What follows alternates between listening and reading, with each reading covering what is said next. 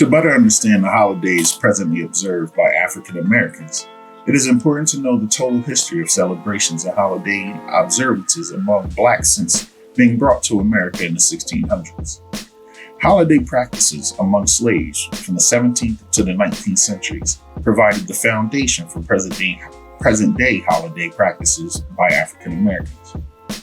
The history of holiday celebrations for Blacks in America goes back as far as the formation of America as an independent power. On most plantations, Blacks observed most of the holidays of the slaveholder, such as Easter, the 4th of July, and Christmas. There were holidays specifically observed by Blacks with little to no participation from whites. Such holidays included the John Canoe Festival, the Pinkster Festival, and the Election Day celebration. Other special events that provided a welcome break for Blacks from rigorous plantation life were Saturday night parties, masters' birthdays, laying by crop jubilee, and rain or bad weather days. Slaveholders considered these events and celebrations as important control mechanisms. According to Frederick Douglass, holidays were among the most effective means in the hand of the slaveholders of keeping down the spirit of insurrection among the slaves. However, he further concluded that if it were not for these holidays, the rigors of bondage would have become too severe for the endurance, and the slave would have been forced to a dangerous desperation. In spite of the motives of slaveholders, these celebrations provided a valuable opportunity for slaves to share their African culture in ways not so obvious to the whites. Holidays and other special events allowed time for fellowship among the slaves. This time was used to sing songs, tell stories, and hold dances in ways reminiscent of their African past. These celebrations facilitated the transmission of the African culture from the old to the young. The excitement and enjoyment displayed by slaves on the Saturday night party strongly contrasted with the subdued attitude that exhibited during the week. Many whites got the impression that their slaves were happy and content with their status as property for their master. They did not understand that the slave was actually laughing to keep from crying.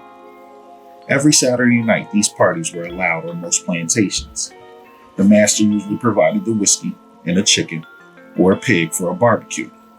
Some masters and their families used these parties for their own amusement. Some liked to make the slaves drink until they were too drunk to stand. Others would make them fight like gladiators. Most masters left them alone to enjoy themselves. The occasional presence of whites was often considered an irritation, and it was resented as an intrusion on what little time they did have to enjoy to themselves. Music for these parties were sometimes played on string instruments made from animal skins, horse hairs, and animal bladders. In tune with the rhythm produced by percussion instruments made from tree logs, tin pans, they did a dance called the buzzard loop.